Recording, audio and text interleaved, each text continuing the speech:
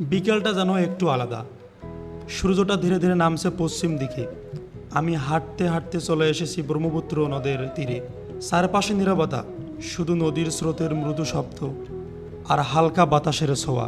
মনটা কেমন জানি হালকা হয়ে যায়। দিনের সব ব্যস্ততা ক্লান্তি যেন এই বাতাসে মিলিয়ে যায়। এই মুহূর্তে দাঁড়িয়ে মনে হয় এই পৃথিবীতে শান্তি আসলে এখানে আছে, এই নদীর ধারে, এই বিকেলে রোদের ভেতরেই। রোদেলা বিকেল, নদীর গান, নিভৃতে বাজে প্রকৃতির টান। চোখের সামনে চলে আসে স্বপ্নের দৃশ্য। এখানেই যেন লুকিয়ে আছে জীবনের স্পর্শ। নদীর পানিতে সূর্যের আলো পড়ে এক ধরনের জাদুর মতো লাগে। দূরে পাখি ফিরে যাচ্ছে নীরে, ঘাসের উপর হালকা বাতাস বয়ে যাচ্ছে। আমি শুধু চুপচাপ দাঁড়িয়ে আছি।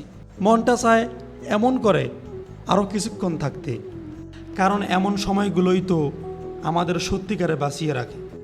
না কোনো কথা, না কোনো শব্দ, শুধু চোখে দেখা আর মনে রাখা কিছু মুহূর্ত, যা ছবি হয়ে থাকবে আজীবন। বিকেলবেলায় সোনালি আলো, নদীর তীরে শান্তির ঢল, চোখে মেখে সূর্যে ডোবে, মনটা চুপচাপ ধীরে ভাসে। এই বিকালটা আমি কোনোদিন ভুলব না, কারণ এই সময়টা আমাকে শিখিয়েছে সত্যিকারের আনন্দ শুধু চিৎকারে না, শান্ততায়ও অনেক গভীর ভালোবাসা লুকিয়ে থাকে। তাই মাঝে মাঝে সব কিছু ছেড়ে এমন নদীর পাড়ে এসে দাঁড়ানো দরকার, নিজেকে আবার খুঁজে পাওয়ার জন্য।